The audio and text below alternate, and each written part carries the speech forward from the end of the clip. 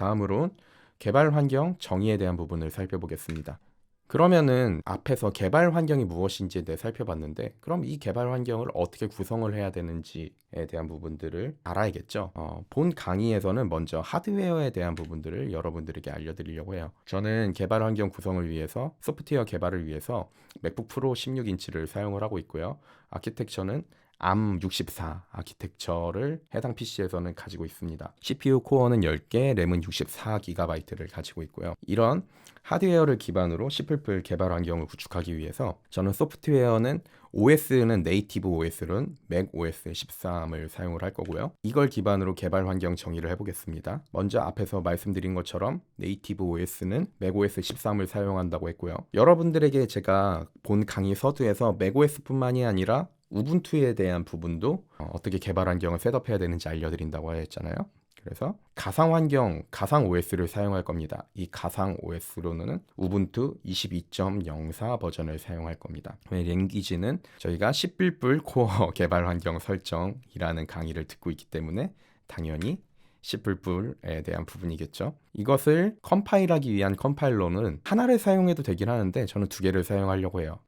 하나의 컴파일러를 사용하는 경우에는 보편적으로 그 컴파일러에서는 동작을 하지만 또 다른 컴파일러에서는 동작을 하지 않을 가능성도 있거든요.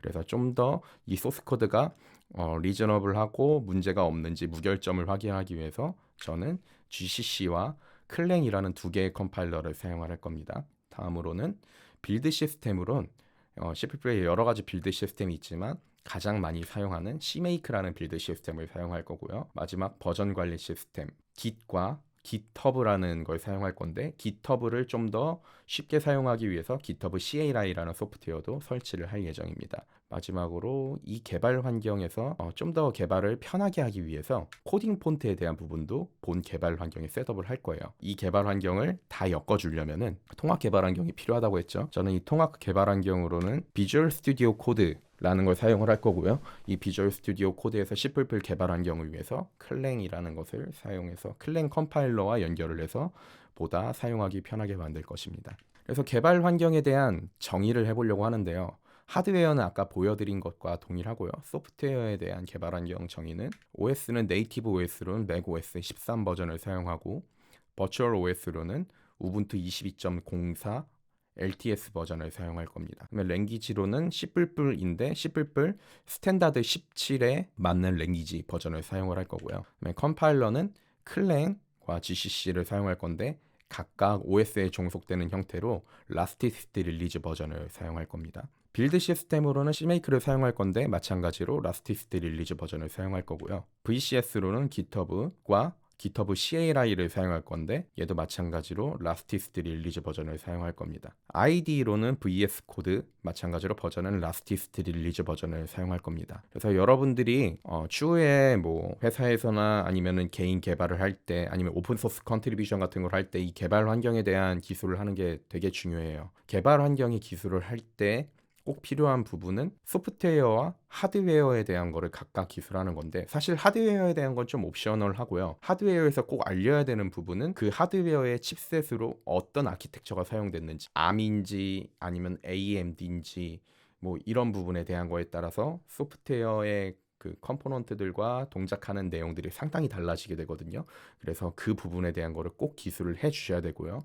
이 부분은 아까 제가 서두에서 말씀드렸던 하드웨어 기술했던 부분들을 살펴보시면 될 것 같고 그 다음으로 소프트웨어에 대한 부분은 버전이 중요합니다. 그래서 OS는 어떤 버전을 사용했고 그 다음에 각각 프로그램을 사용했다면은 그 프로그램에 대한 버전이 어떤 것인지 이게 왜 중요하냐면은 버전에 따라서 동작이 좀 달라지는 경우들이 많이 있어요. 특별히 어떤 경우에 그렇냐면은 뭐 컴파일러 같은 경우 예를 들면 클랭을 기준으로 봤을 때 어떤 경우에서는 기존에 있었던 기능이 뭐 예를 들면 클랭 11 버전에 있었던 기능이 클랭 12 버전으로 가면서 없어지는 경우들 제가 실제 회사에서 이전에 겪었던 게 아무 생각 없이 OS를 업데이트를 했었는데 그 OS 업데이트 되면서 그 OS에서 지원하는 최저 버전의 클랭 버전이 업데이트가 됐어요. 그래서 이전에는 그런 파일 시스템에 대한 스탠다드 라이브러리 옵셔널한 파일 시스템에 대한 기능이 있었는데 이게 업데이트가 되면서 사라진 거예요. 그래갖고 빌드가 안 되는 경우가 생겼는데 어제까지 빌드가 되던 게 갑자기 빌드가 안 되는 거죠.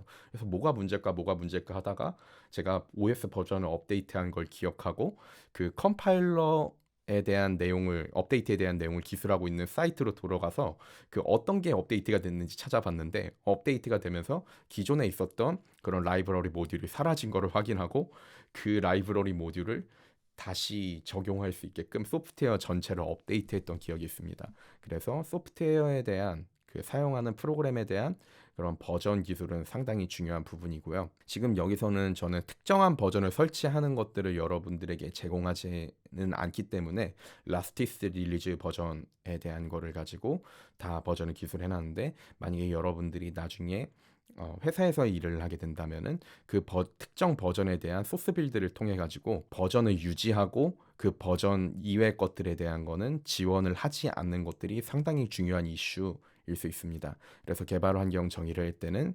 하드웨어에 대한 그 아키텍처 타입, 그다음에 소프트웨어에 대한 소프트웨어 리스트를 기술하는데 그 소프트웨어의 버전이 어떤 것인지 기술하는 게 상당히 중요하다. 이 부분을 유의하시고 개발 환경 할 때 개발 환경 정의를 하시면 될 것 같습니다. 네, 여기까지 해서 개발 환경 정의에 대한 파트를 마치도록 하겠습니다.